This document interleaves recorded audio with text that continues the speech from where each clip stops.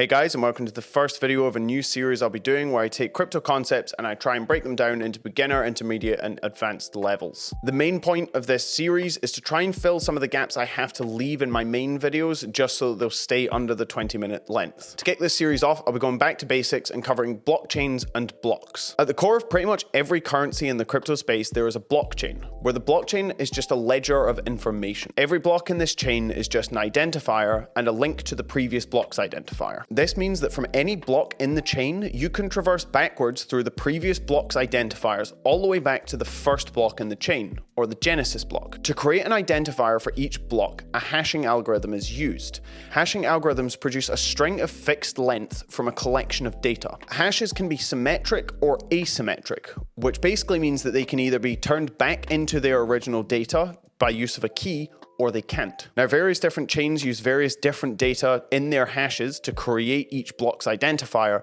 but at the core of it all you really need is the previous block's hash. This then means that when a new block is submitted to the chain, it can be confirmed that this block was built on the same previous block that the entire network holds as being true. The security of a blockchain is based on distrust. When the same data is provided to a hashing function, it will always produce the same output. This means that anyone that tries to alter data or submit a block that is not built on the previous chain will then just be ignored by the rest of the network and become orphaned. If the node that submitted this orphaned block has a high enough hash rate, however, they could continue to build their own chain on top of this false block. Now, if their hash rate was high enough, they could overtake the main chain and then submit their false chain as the truth, because they have now solved one block further than the rest of the network has. Because blockchains are a distributed system, there needs to be rules in place to determine which chain is the truth. And this, in most cases, is the longest chain. That means that if this bad actor was in fact to create a chain longer than the main chain, it would be accepted by the network as being valid. This is effectively the eventual outcome of a 51% attack, where someone has a higher hash rate than the rest of the network and can therefore overtake the main chain. However, the main reason that we as retail investors know of blockchains is because of the coins attached to them, where in actual fact those coins are just traceable data. When the genesis block is created, a certain number of coins are created with it and then assigned to an address on the network. I'll make a dedicated video on addresses and wallets in the future. However, for now, all you really need to know is that an address is a location on the network that can send and receive coins. So let's say we have a new blockchain, and in our genesis block, we assign 100 coins to the address 12345. Now, in block 2, address 12345 might decide that they want to send 10 coins to address 54321.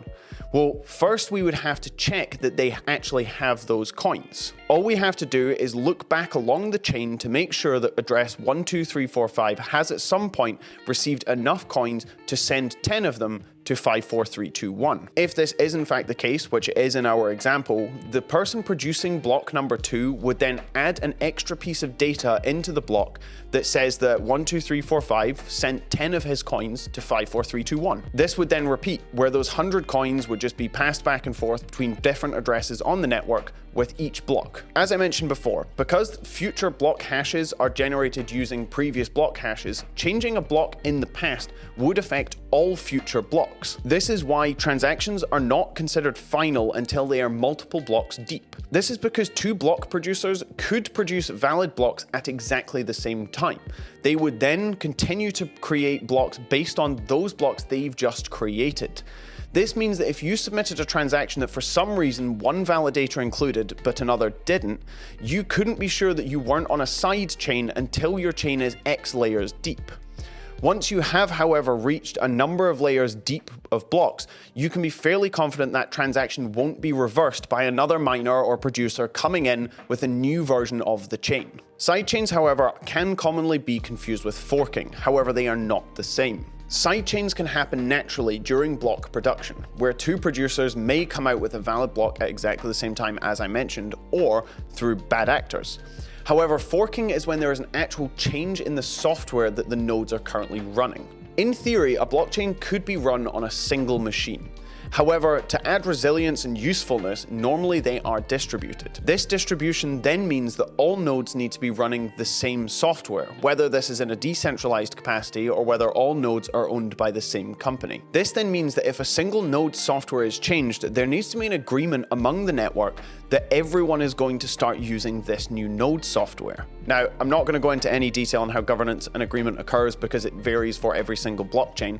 All you need to know is there's two types of fork. Firstly, we have the soft fork. A soft fork is where the new version of the software can still communicate with the old node software, and vice versa.